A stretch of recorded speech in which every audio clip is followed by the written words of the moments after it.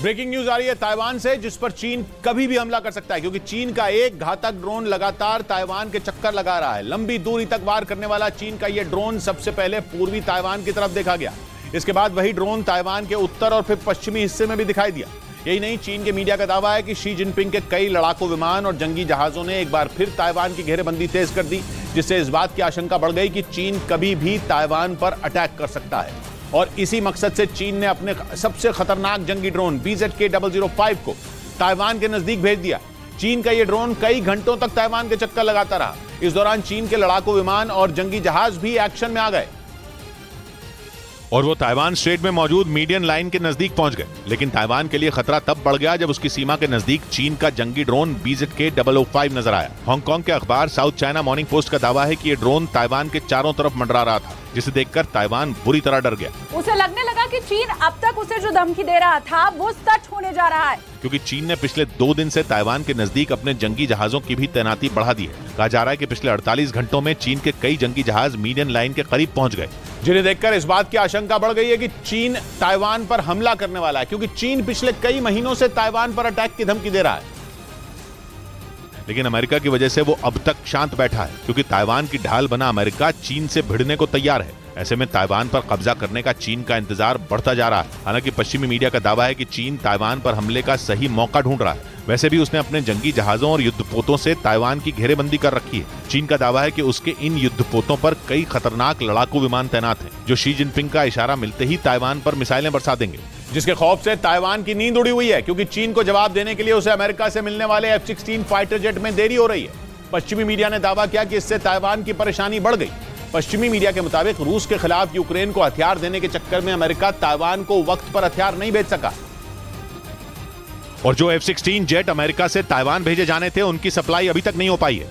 वहीं दूसरी ओर चीन लगातार ताइवान को अपने नक्शे में मिलाने की धमकी दे रहा है। ऐसे में अमेरिका के सामने मुश्किल खड़ी हो गई है कि वो पुतिन के हमलों से बचाने के लिए यूक्रेन को हथियार भेजें या फिर चीन से निपटने के लिए ताइवान के हाथ मजबूत करें, क्योंकि पश्चिमी मीडिया के मुताबिक एक रोज पहले रूस के राष्ट्रपति भवन पर हुए हमले से पुतिन का गुस्सा 7वें आसमान पर है और आशंका जताई जा रही है कि वो कोई बड़ा कदम उठाने वाले हैं। इसी वजह से अमेरिका की भी टेंशन बढ़ गई कि अगर यूक्रेन को वक्त पर हथियार मुहैया नहीं करवाए गए तो पुतिन यूक्रेन की जंग का अंत ना कर दें, क्योंकि अगर ऐसा हो गया तो दुनिया में सुपर पावर अमेरिका की वजीयत हो जाएगी।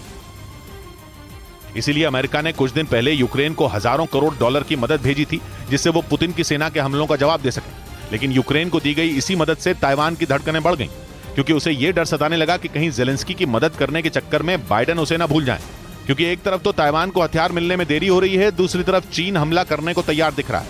खबर है कि ताइवान के पास चीन के ड्रोन लगातार चक्कर लगा रहे हैं। इसीलिए ताइवान की सरकार ने अमेरिका से F-16 फाइटर जेट जल्द सप्लाई करने की गुहार लगाई, ताकि अगर चीन ने उस पर हमला किया तो वो जवाबी कार्रवाई करने में कमजोर न पड़े। लेकिन दावा किया जा रहा है कि जंग के बीच यूक्रेन को लगातार हथियार देने से अमेरिका भी इस वक्त हथियारों की कमी से जूझ रहा है, जिसकी वजह से वो ताइवान को F-16 जेट समय पर नहीं दे पा रहा। ताइवान के रक्षा मंत्रालय के मुताबिक 2019 में ताइवान को 800 करोड़ डॉलर यानी भारतीय रुपयों में करीब 65,000 करोड़ के हथियार देने की डील हुई थी, जिनमें अमेरिका का सबसे ताकतवर फाइटर जेट F-16 शामिल था। सौदे के मुताबिक ताइवान को 66 F-16 मिलने थे, जिनकी सप्लाई अभी तक नहीं हो पाई। हालांकि ताइवान के रक्षा मंत्री को उम्मीद है कि अमेरिका जल्द F-16 फाइटर जेट ताइवान भेजेगा। हालांकि हकीकत यह है कि सौदे में बुरी तरह फंसे ताइवान के पास केवल इंतजार करने के अलावा कोई विकल्प बाकी नहीं बचा है। जबकि अमेरिका दक्षिण कोरिया की मदद के लिए जुटा हुआ है, वो वहां परमाणु पनडुब्बियां भेज रहा है। पश्चिमी मीडिया का दावा है कि दक्षिण कोरिया भेजी गई अमेरिका की परमाणु पनडुब्बियों का सामना चीन की पनडुब्बियों से हो सकता है। इसी वजह से अमेरिका और चीन के बीच बहुत बड़ी जंग के आसार बने हुए हैं, क्योंकि अमेरिका ने अपनी परमाणु पनडुब्बियों को दक्षिण कोरिया भेजा है। ये पनडुब्बियां वहां दक्षिण कोरिया की समुद्री सीमा में तैनात होंगी। कहने के लिए तो यह कदम उत्तर कोरिया के बढ़ते खतरे से निपटने के लिए उठाया गया, लेकिन जिस जगह अमेरिका की ये पनडुब्बियां तैनात की जाएंगी वहां से वो सीधे चीन का भी रुख कर सकती हैं। इसी वजह से पश्चिमी मीडिया ये दावा कर रहा है कि परमाणु पनडुब्बियों की तैनाती अमेरिका और चीन के बीच बहुत बड़ी जंग की वजह बन सकती है, क्योंकि अमेरिकी पनडुब्बियों को भेजने के बाद चीन भी चुप नहीं बैठेगा। वो तो पहले से ही ताइवान की मदद करने पर अमेरिका पर भड़का हुआ है और अमेरिका के साथ जंग लड़ने के बहाने ढूंढ रहा है। और ऐसे में अगर अमेरिका की परमाणु पनडुब्बियां उसकी सीमा के नजदीक पहुंचेंगी तो उसके लिए खतरा बढ़ जाएगा। इसीलिए कहा जा रहा है कि चीन भी अमेरिका और दक्षिण कोरिया पर पलटवार जरूर करेगा, जिसके बाद यूक्रेन और रूस के बीच जारी लड़ाई से भी बड़ी जंग छिड़ सकती है, क्योंकि तब अमेरिका और दक्षिण कोरिया को न सिर्फ चीन बल्कि उत्तर कोरिया के भी गुस्से का सामना करना पड़ सकता है। अमेरिका को भी पता है कि वो उत्तर कोरिया के शासक किम जोंग उन को हल्के में लेने की भूल नहीं कर सकता। इसकी सबसे बड़ी वजह यह है कि पिछले साल की तरह इस साल भी वो कई खतरनाक मिसाइलों के परीक्षण का दावा कर चुके हैं। यही नहीं, किम जोंग उन पर परमाणु बम गिराने की भी सनक सवार है। ऐसे में उन्हें भड़काना आग से खेलने जैसा होगा। लेकिन इसके बावजूद अमेरिका दक्षिण कोरिया की मदद कर रहा है, जिसके लिए दक्षिण कोरिया के राष्ट्रपति पिछले महीने ही 6 दिन के दौरे पर अमेरिका गए थे, जहां इस बात पर सहमति बनी थी कि अमेरिका दक्षिण कोरिया की सुरक्षा बढ़ाने के लिए उसे परमाणु हथियारों से लैस पनडुब्बियां देगा। लेकिन इस खबर ने उत्तर कोरिया के साथ साथ चीन को भी अलर्ट कर दिया, क्योंकि चीन को डर है कि उत्तर कोरिया के नाम पर अमेरिका उसके खिलाफ बड़ी चाल चल सकता है। पश्चिमी मीडिया का दावा है कि इसी वजह से चीन ने अमेरिकी पनडुब्बियों से निपटने की तैयारी शुरू कर दी है, जिसका मतलब जैसे ही दक्षिण कोरिया में अमेरिकी परमाणु पनडुब्बियां तैनात होंगी, चीन अपनी पूरी ताकत के साथ उनके सामने आ जाएगा, जिससे दोनों देशों के बीच बहुत बड़ी जंग की नौबत आ सकती है, क्योंकि तब इस युद्ध की शुरुआत ही परमाणु हथियारों से लैस पनडुब्बियों से होगी, जो कहां जाकर खत्म होगी इसका अंदाजा कोई नहीं लगा सकता। लेकिन सिर्फ दक्षिण कोरिया को भेजी गई परमाणु पनडुब्बी नहीं, बल्कि अमेरिका की तरफ से जारी की गई एक तस्वीर ने भी उत्तर कोरिया के शासक किम जोंग उन की धड़कनें बढ़ा दी। इस तस्वीर में अमेरिका, दक्षिण कोरिया और जापान की नौसेना के अधिकारी साथ नजर आए और यह दावा किया गया कि ये जिस पनडुब्बी में सवार थे वो वही पनडुब्बी है जो अमेरिका दक्षिण कोरिया में तैनात करने वाला है। पश्चिमी मीडिया ने कुछ दिन पहले ही दावा किया था कि अमेरिका और दक्षिण कोरिया के बीच इस परमाणु पनडुब्बी की डील तय हो चुकी है और वो किसी भी वक्त इसे रवाना कर सकता है। और माना जा रहा है कि तभी से किम जोंग उन की चिंता बढ़ी हुई है, क्योंकि वो ये अच्छी तरह से जानते हैं कि अगर दक्षिण कोरिया के हाथ ये पनडुब्बी लग गई तो उनकी परमाणु हमले वाली धमकियां सिर्फ कोरी बातें रह जाएंगी। और यही वजह है कि अमेरिका ने इस तस्वीर को जारी कर फिर एक बार उनके जले पर नमक छिड़कने का काम कर दिया। पश्चिमी मीडिया का दावा है कि दक्षिण कोरिया की नौसेना के मुखिया वहां से इस पनडुब्बी के साथ ही लौटेंगे। मतलब अब समंदर में अमेरिकी पनडुब्बी से किम जोंग उन का सामना होने में ज्यादा वक्त नहीं बचा है। अमेरिका की इस घातक पनडुब्बी में परमाणु क्षमता से लैस ट्राइडेंट 2D5 बैलिस्टिक मिसाइलें हैं, जिनके दम पर यह पनडुब्बी समंदर में करीब 12,000 किलोमीटर तक दुश्मन की पनडुब्बियों को तबाह कर सकती है। मतलब अब दक्षिण कोरिया की रखवाली में एक ऐसी पनडुब्बी तैनात होने वाली है जो उत्तर कोरिया की नींद उड़ा देगी। और अमेरिका ने यह तस्वीर जारी कर यह संदेश भी दे दिया कि किम जोंग उन को यह झटका जल्द ही लगने वाला है। उधर इजराइल ने वेस्ट बैंक इलाके में मौजूद 2 फिलिस्तीन समर्थकों के घर बर्बाद कर दिया। आरोप है कि वो दोनों इजराइल में हुए जानलेवा हमलों में शामिल थे, जिसकी सजा इजराइल की फौज ने उन्हें इस तरह दी कि पूरे वेस्ट बैंक में सन्नाटा पसर गया। वीडियो में नजर आया कि इजराइल के सैनिक एक मकान में घुसे और उसे विस्फोटक लगाकर तबाह कर दिया। और ऐसा ही हश्र दूसरे मकान का भी हुआ। जब उसमें धमाका हुआ तो पूरी बिल्डिंग भरभराकर जमीन में जा मिली।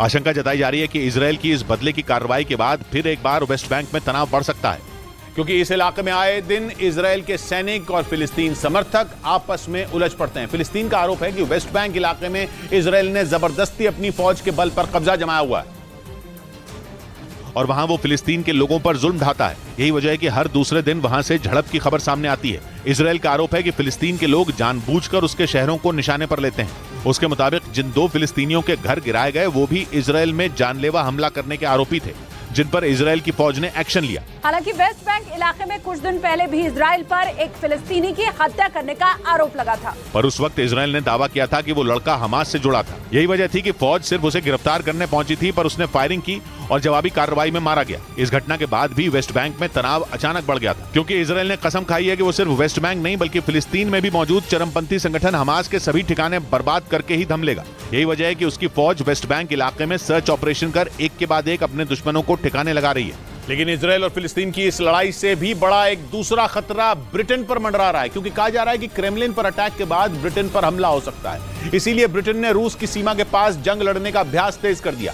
मतलब नेटो देशों को इस बात का डर सता रहा है कि आने वाले दिनों में यूक्रेन की जंग वर्ल्ड वॉर में न बदल जाए, जिसके बाद कई देशों पर दुनिया के नक्शे से मिट जाने का खतरा मंडराने लगा, क्योंकि वर्ल्ड वॉर शुरू होते ही रूस और अमेरिका अपने परमाणु हथियारों की ताकत दिखाना शुरू कर देंगे, जिससे ऐसी तबाही मचेगी जिसे रोक पाना किसी के भी बूते के बाहर होगा। हालांकि अभी तक ऐसी नौबत नहीं आई है, लेकिन पश्चिमी मीडिया का दावा है कि क्रेमलिन अटैक के बाद पुतिन किसी भी वक्त पश्चिमी देशों के खिलाफ जंग का बिगुल बजा सकते हैं। इसी वजह से ब्रिटेन ने पुतिन की सेना से निपटने के लिए रूस की सीमा के पास जंग लड़ने का अभ्यास तेज कर दिया और पुतिन को यह चेतावनी दी कि अगर उन्होंने नेटो के किसी भी देश पर हमला बोला तो उन्हें गंभीर नतीजे भुगतने होंगे।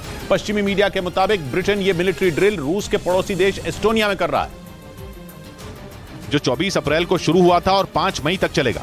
इस ड्रिल में ब्रिटेन और एस्टोनिया के साथ फ्रांस की वायुसेना भी हिस्सा ले रही है। खास बात यह कि इस मिलिट्री ड्रिल में ब्रिटेन अपने सबसे ताकतवर लड़ाकू विमान टाइफून से दुश्मनों को ढेर करने की ताकत परखने में जुटा है। इसके अलावा फ्रांस के लड़ाकू विमान भी हवा से हवा और हवा से जमीन पर दुश्मन को तबाह करने का अभ्यास कर रहे हैं। असल में ये तीनों देश नेटो के सदस्य हैं और एस्टोनिया रूस का पड़ोसी भी है। इसी वजह से नेटो ने फ्रांस और ब्रिटेन की सेना को वहां तैनात कर रखा है ताकि रूस की तरफ से किए गए किसी भी हमले का माकूल जवाब दिया जा सके। क्योंकि यूक्रेन पर रूस के हमले के बाद से ही यूरोप के उन देशों पर भी खतरा मंडरा रहा है जो जेलेंस्की के मददगार हैं। एस्टोनिया भी यूक्रेन के साथ खड़ा है, जिसकी वजह से पुतिन कई बार उसे दुनिया के नक्शे से मिटा देने की धमकी दे चुके हैं। और उन्होंने ये भी चेतावनी दी है कि देर सवेर जंग में यूक्रेन के साथ खड़े देशों को भारी कीमत चुकानी होगी। इसी वजह से नेटो के पूर्वी छोर यानी पोलैंड, रोमानिया और बाल्टिक देश लिथुआनिया, लातविया और एस्टोनिया पर रूस के हमले का खतरा मंडरा रहा है, क्योंकि जैसे जैसे जंग आगे बढ़ रही है रूस की परेशानी भी बढ़ती जा रही है। नेटो देशों की मदद की वजह से यूक्रेन को पस्त करने की रूस की हर कोशिश फेल हो चुकी है। माना जा रहा है कि रूस की यही बौखलाहट बाल्टिक देशों पर भारी पड़ सकती है, जिन्हें पुतिन के खौफ से बचाने के लिए नेटो ने वहां सुरक्षा बढ़ा दी, जिसके लिए पोलैंड में अमेरिका के सैनिक और लड़ाकू विमानों के साथ अपाचे हेलीकॉप्टर तैनात किए गए। लातविया में वो मिलिट्री ड्रिल करके रूस को चेतावनी देता रहा है। एस्टोनिया में तो ब्रिटेन ने अपनी वायुसेना की एक फ्लीट ही तैनात कर रखी है।